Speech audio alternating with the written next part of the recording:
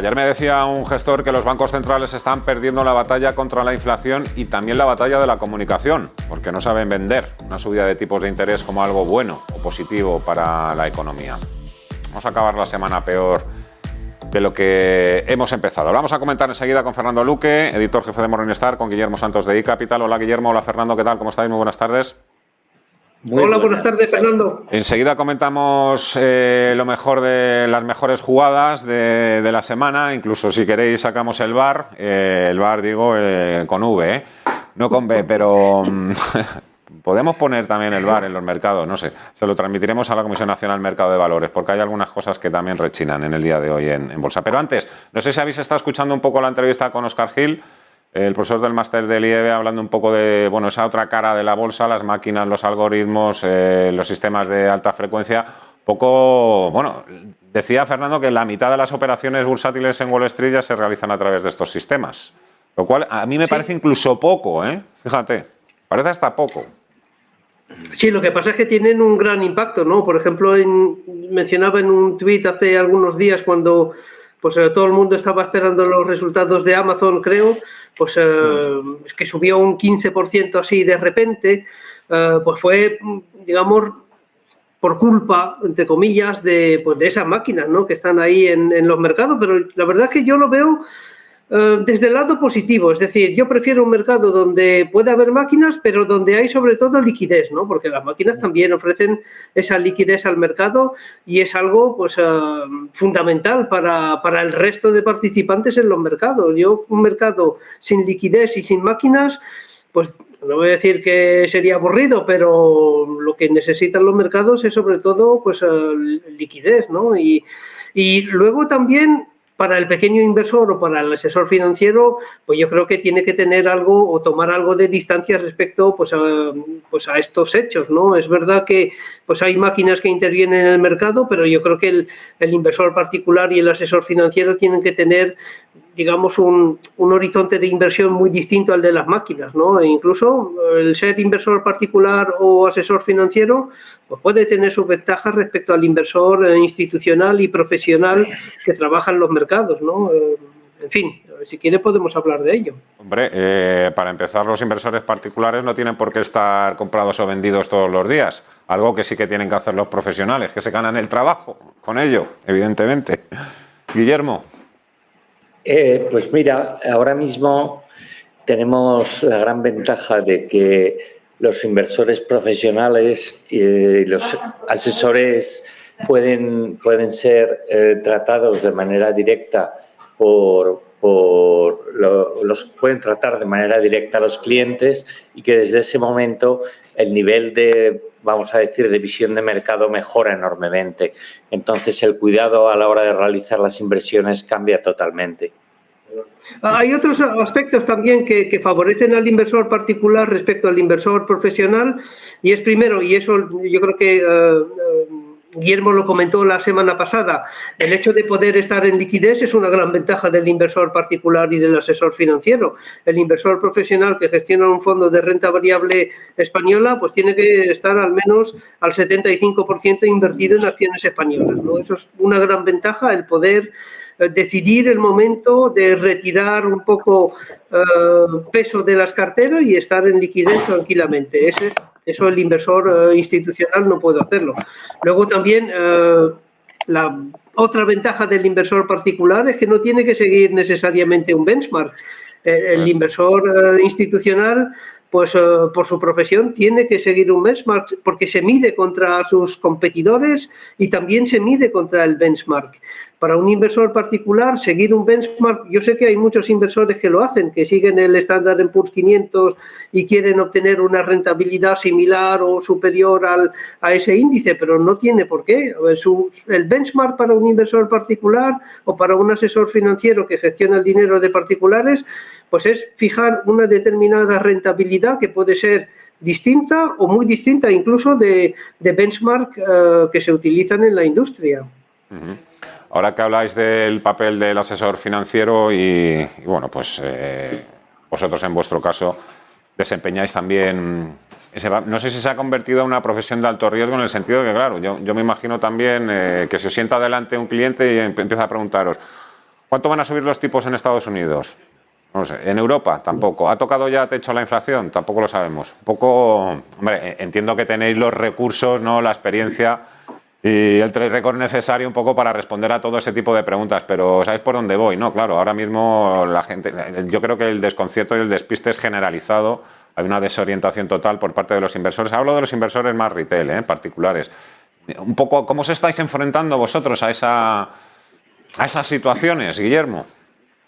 Mira, el inversor lo que busca, el pequeño, el mediano y el grande sobre todo, lo que busca es previsibilidad. No ganar mucho, saber más o menos cómo se va a comportar su patrimonio y si gana más, pues bienvenido, tiene un retorno más alto. Pero esa previsibilidad es la que como asesor debemos dar y debemos sobre todo transmitir la tranquilidad que proporciona la previsibilidad. ¿Qué sucede? Pues que para que los acontecimientos, el comportamiento de los mercados, sea previsible, depende de una serie de acontecimientos que muchos de ellos puedes más o menos identificar y tener en cuenta y otros no. Hoy en día, pues mira, el comportamiento de los mercados pues era más o menos previsible. Ya sabíamos que las curvas de tipo se iban a mover, lo que no podemos juzgar o valorar en su totalidad era cuánto iban a impactar en algunos sectores como en el tecnológico, está siendo bastante. Tampoco podemos calcular el precio, el dato de inflación, porque para empezar depende en buena medida del coste de energía, ¿no? No sé si luego querrás que comentemos, ¿no? Ayer fue en Estados Unidos especialmente negativo, ¿no? Pero al final, jugando, teniendo en cuenta los principales parámetros macroeconómicos, la posibilidad de mostrar a un inversor hacia dónde van sus inversiones es bastante elevada si hacemos bien nuestro trabajo como asesores, repito. El cortoplacismo es otra cosa, el cortoplacismo es especulación. Ya sabes que históricamente en mercado se dice que una inversión cortoplacista que sale mal se convierte automáticamente en una inversión a largo, ¿no? Entonces, ese planteamiento siempre para mí ha sido equivocado. El cortoplacismo es especular. Para invertir hay que tener una visión de medio y largo plazo bien asesorado y teniendo más o menos una línea clara de hacia dónde pueden ir las cosas, de qué depende ese camino, por dónde se puede torcer y dónde es mejor estar en cada momento. Eso sí que lo sabemos y lo podemos hacer y lo hacemos, de hecho. Lo que no podemos es adivinar si el próximo dato de inflación en febrero en Estados Unidos va a ser más bajo o no. Yo creo que sí, pero no lo puedo asegurar. Bueno, hay gente a la que le pagan por hacer ese tipo de previsiones. De hecho, yo creo que tampoco se está incidiendo mucho en el tema de que antes de que se publicara el dato de inflación en Estados Unidos, pues empezaron a saltar los flashes de este banco de inversión, del otro, el estratega, fulano, zutano, diciendo que el dato iba a ser mejor de lo esperado. Hombre, pues, sí, a ver, Fernando, pues no. Vamos, incertidumbre siempre hay en los mercados. Por ejemplo, pues el año pasado tuvimos una nueva variante del coronavirus. Prácticamente nadie pues podía esperar esto. O sea que el tema de la incertidumbre es algo que hay que gestionar de alguna forma, tanto por el asesor financiero como por el inversor particular. ¿Cómo se puede gestionar esto?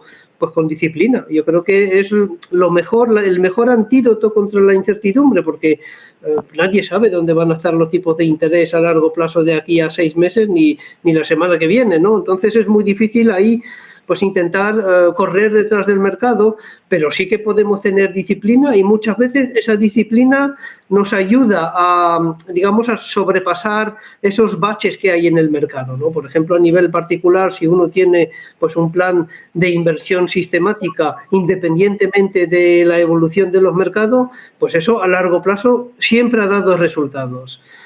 No digo que sea fácil, porque claro, decir, vale, pues hay que invertir X centenares de euros todos los meses siguiendo un plan, eso es fácil decirlo, pero muchas veces no se cumple, ¿no? Porque ahí pues interviene el factor psicológico de ver caídas en los mercados y cuando uno ve caídas en los mercados, pues siempre tiene reticencia a invertir, ¿no?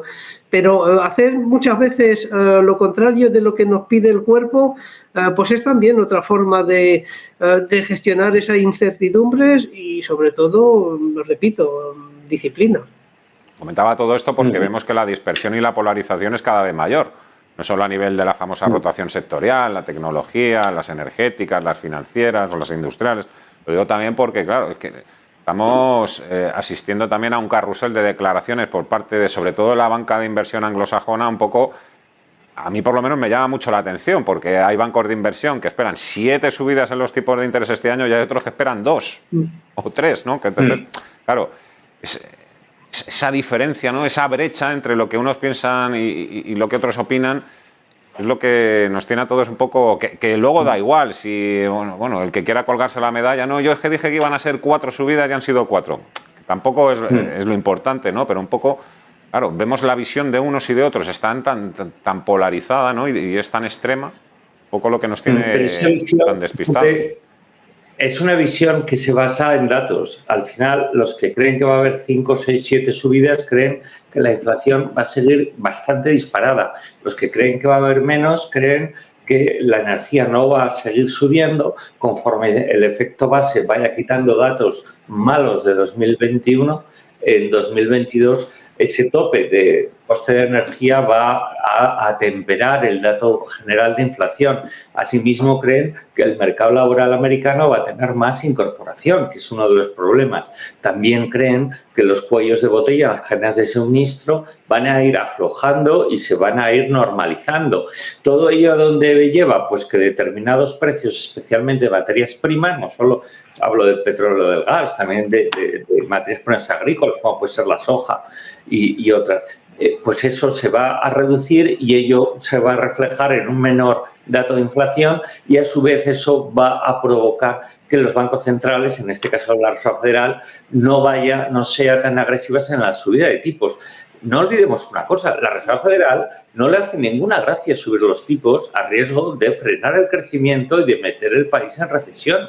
Esto es así. ¿Por qué lo sube? Porque tiene un mandato de controlar la inflación y no quiere que una inflación descontrolada suponga una pérdida de credibilidad económica de Estados Unidos y especialmente también de su divisa, ¿no? Lo cual sería muy perjudicial. Entonces, para la economía global, aparte para Estados Unidos.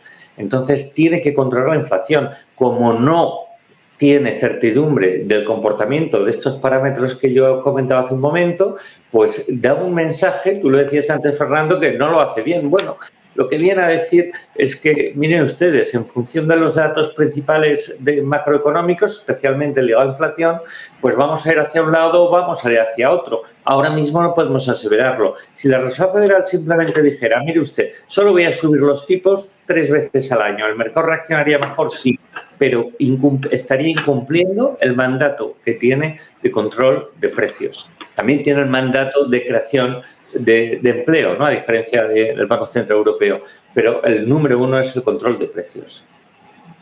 Sí, es muy difícil, yo creo, para el papel de los bancos centrales en estos momentos, porque como decías tú, Guillermo, luchar contra la inflación pues es difícil para los bancos centrales, es digamos la peor faceta que puedan tener, ¿no? Porque les obliga a subir tipos de interés, no tienen otra forma de luchar contra la inflación y no saben si, yo creo que, vamos, ni el Banco Central Europeo ni ningún banco central en el mundo sabe si van a necesitar 2, 3, 4, 5, 6 o 7 subidas de tipos de interés para luchar contra la inflación. Además, el discurso también que suelen tener es, pues vamos a ver en función de los datos que vayan saliendo, ¿no? Pero claro, es verdad que todos anticipan pues una estabilización de la inflación, pero claro, por ejemplo, el factor subidas de salarios, pues ahí pues es difícil anticiparlo, porque eso también es otro componente de la inflación, no solo el precio de la energía. Entonces es difícil. Es difícil, tienen pues ahí pues una papeleta complicada que cumplir y sí, a ver, lo más normal es que se equivoquen. Porque o pueden subir demasiado o pueden subir poco. Y ahí, claro, es que es difícil subir lo justo. Nadie lo sabe porque pues la inflación va a ir un poco ajustándose a los datos también macro. Es muy complicado el papel de los bancos centrales en estos momentos. ¿Queréis ya...? Bueno, han aumentado las probabilidades, evidentemente, de que la primera subida de tipos de interés en marzo sea de 50 puntos básicos. Y de fondo de todo esto, Fernando, es que volvemos un poco al origen de todo, ¿no? Es que no sé si es que no saben vender el hecho de que se puedan subir tipos de interés porque el empleo pues está ya prácticamente rozando el pleno empleo de la economía norteamericana, pero el hecho es que nos estamos llevando las manos a la cabeza por subidas de 0,50, 0,75, no sé, que sería lo natural, ¿no? Si la economía norteamericana o Europa, claro, Europa es el otro gran tema, es que si Europa no es capaz de soportar ahora mismo una subida de 0,25, 0,50, que somos gigantes con pies de barro. Ya, sí, totalmente. A ver, mira la deuda que tienen todos los estados desarrollados y ahí, claro, subir los tipos de interés, pues también tiene pues esa parte negativa, ¿no? Que con estados muy endeudados, pues es difícil subir los tipos de interés. Yo siempre recuerdo lo que pasó después de la Segunda Guerra Mundial, que ahí pues tuvimos un periodo de inflación bastante contundente, con niveles de inflación por encima del 10%, pero la Reserva Federal no podía subir los tipos de interés porque estaba endeudada después de la guerra. Y la única forma que consiguió pues encontrar es pues limitar las subidas de tipos de interés. Tuvimos periodo con inflaciones por encima del 10%, pero con tipos a largo en el 2,5%. Y estaban ahí anclados en el 2,5%, porque no se podía permitir subidas en los tipos a largo, ni en los tipos a corto. Entonces ahí estamos un poco preso de la enorme deuda que hemos generado estos últimos años. Oye, una cuestión, os quiero cambiar rápidamente de tercio, me queda muy poquito tiempo, pero ¿cómo valoráis ese preanuncio? No ha sido un anuncio oficial, ha sido a través de una web especializada en criptodivisas, que BlackRock pueda empezar esté ya sondeando, tanteando, para ver cómo me meto también en la industria de los criptoactivos, ofreciendo crédito y trading. BlackRock es la mayor gestora del mundo por activos bajo gestión. Fernando. Sí, a ver, no es una sorpresa. De hecho, BlackRock ya modificó el folleto de un par de fondos de inversión para incluir la posibilidad de invertir en criptoactivos. A ver, yo creo que para mí, digamos, las criptos es un activo como otro. Es un activo financiero. Para mí no es una moneda de momento, porque yo si voy a echar gasolina aquí a la gasolinera, pues no me aceptan bitcoins. O sea que no es una moneda, pero sí es un activo financiero en el que uno puede invertir e intentar sacar una rentabilidad teniendo en cuenta las características de ese activo, de su volatilidad, de su pérdida máxima, etcétera. A mí, yo lo veo positivo, no lo veo de forma negativa. Guillermo, una reflexión. Yo es que no estoy en esa visión, no la comparto. A ver, para mí cualquier tipo de activo financiero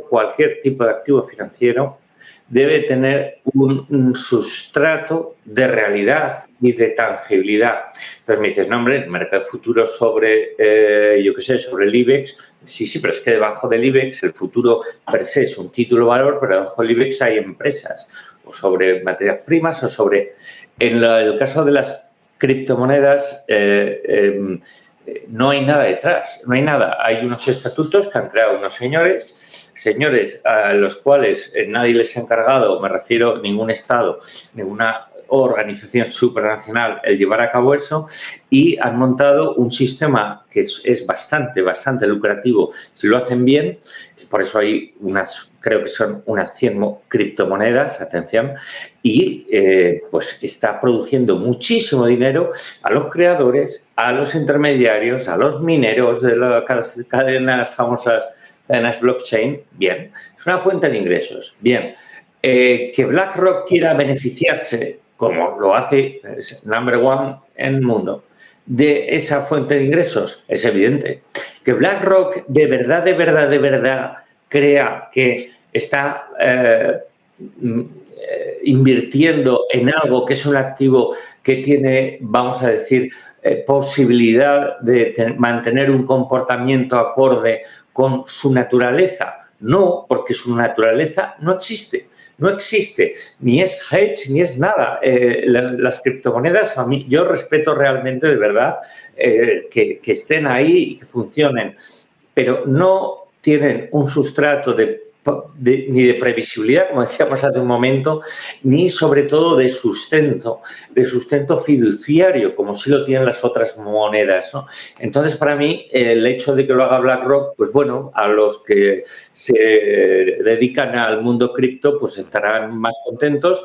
Pero bueno, también, por ejemplo, el único país donde aceptan las criptomonedas súper criticado es El Salvador, que me parece, no hay más que ver al presidente, que es un rapero con la gorra para atrás. Entonces, eso te dice bastante, ¿no?